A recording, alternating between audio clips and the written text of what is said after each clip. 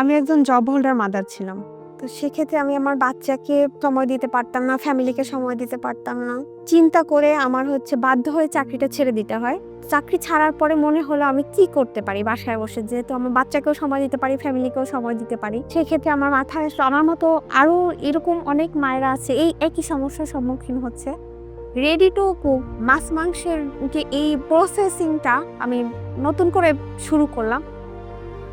এটা আমাদের online offline দুইভাবেই সার্ভিসটি চালু আছে। অফলাইনে যারা আমাদের শপে আসে সেই ক্রেতারাই নিয়ে যাচ্ছে, আর অনলাইনে অর্ডার আসার পরে আমরা এমপ্লয়িকে বাজারে পাঠাই। বাজার থেকে ফ্রেশ মাছ নিয়ে এসে ভালোভাবে পরিষ্কার করে প্যাকেজিং করে এটা শুধু বাসায় নিয়ে রান্না করলেই হবে। তাজা মাছ পেতে আজই যোগাযোগ করুন আমাদের ফেসবুক পেজে।